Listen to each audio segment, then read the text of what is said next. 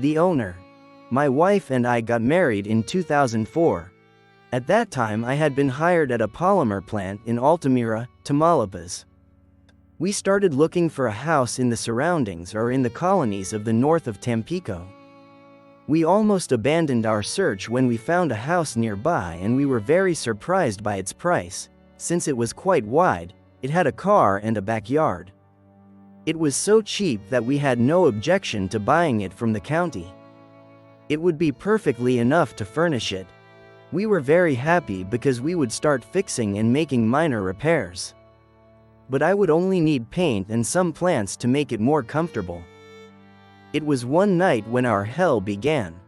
We were sleeping when suddenly a noise of something that was crashing woke us up abruptly. It was a strong crash, so we stopped and stayed silent. Nothing happened, and my wife, still scared, told me to go check. I, with a little fear, stopped to see what had happened.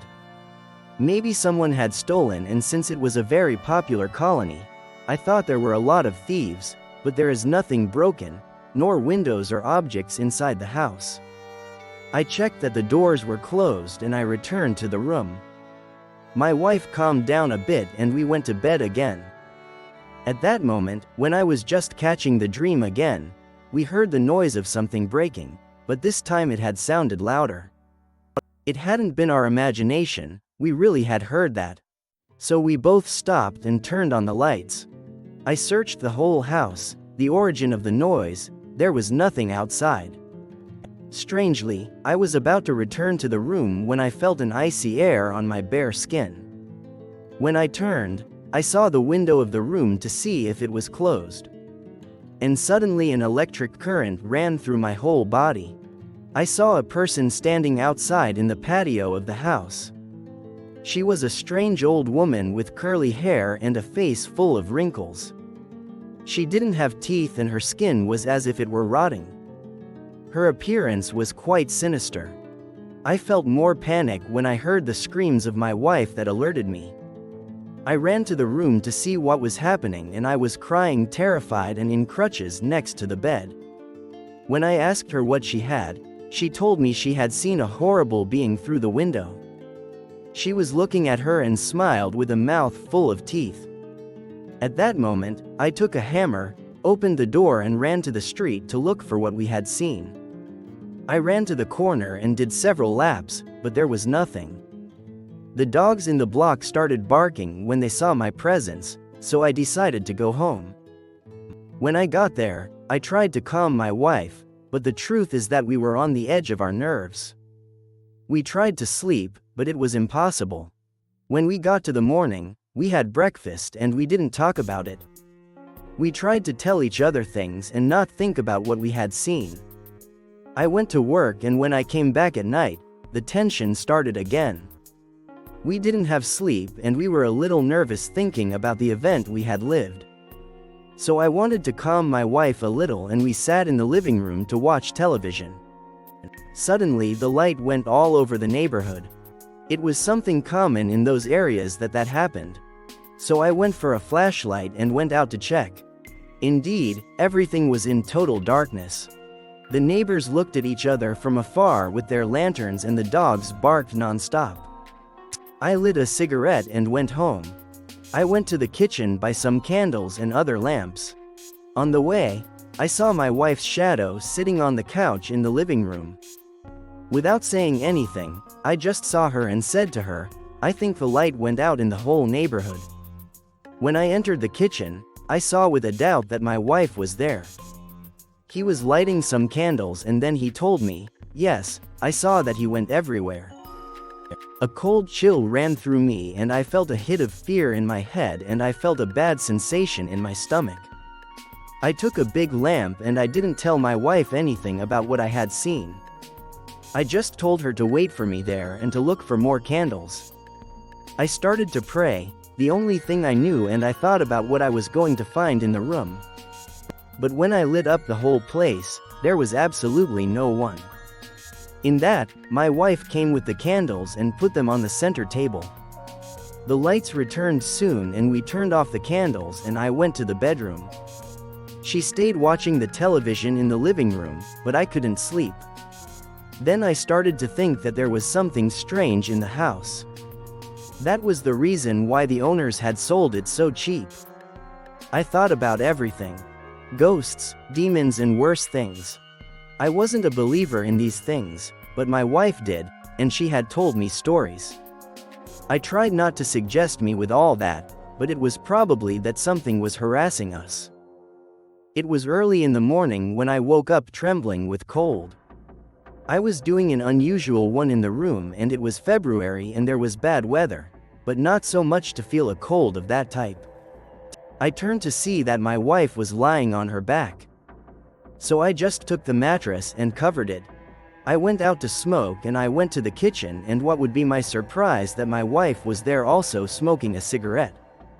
It was my face of surprise that I missed my wife. And before I could say anything, she told me something even more scathing.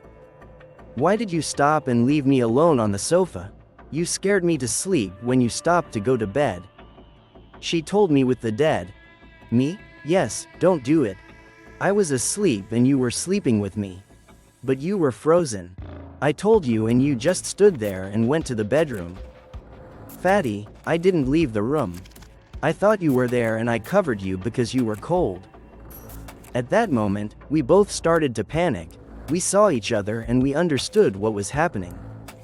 We turned off the cigarette and my wife grabbed a chisel and we went to the room. We needed to see who or what was in the bed. We slowly walked without making any noise and opened the door to the room. On the bed was a blanket lying down and covered with the mattress. Slowly I approached to uncover and see who was there, and my wife was on the verge of collapse. With an interrupted voice, she told me not to do it, and when I put the mattress aside, an indescribable terror invaded us both. She began to scream desperately and ran out of the house. I was petrified watching the old lady lying down and watching me with her wrinkled face and putrefied skin. And that smile, disheveled from teeth, that accelerated my heart more. That's how she saw me and slowly covered herself again. And then the bulge simply disappeared in front of my eyes. The bed was lying on the bed, and at that moment I walked out of my house looking for my wife. She was pale and she was in total hysteria. "No mames, no mames, what was that? Let's go now." I was gone and I didn't know why my wife's slaps reacted immediately. There I ran with her to get a taxi and leave. We were in bed clothes, and as we could we ran a long distance to the entrance of the parking lot. We boarded a taxi and went to her mother's house. There we told my in-laws and brothers-in-law what had happened. In the morning we returned with my wife and accompanied by my brother-in-law and his girlfriend. We found the house closed. We entered and searched everywhere for whatever it was. Some clue of witchcraft, weird things. But in the end we found nothing. At a certain point my wife started telling me to leave everything and we went to rent.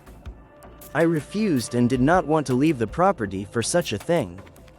She looked at me and told me with determination that it would be to live at her mother's house. That if it was what I had to do so that things would improve and that I would not feel all that evil. She didn't want to stay and I understood her. I was too scared, so I had to stay alone in that place.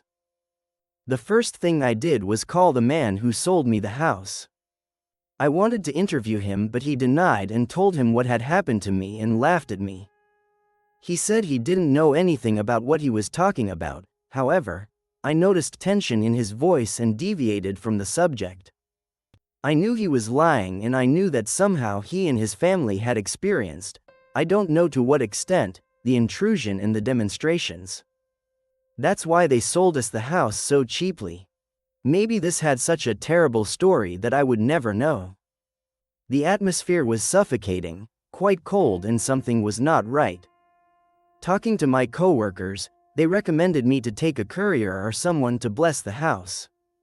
They told me about a supposed witch who lived in Monte Alto, so I went to look for him and took him to the place.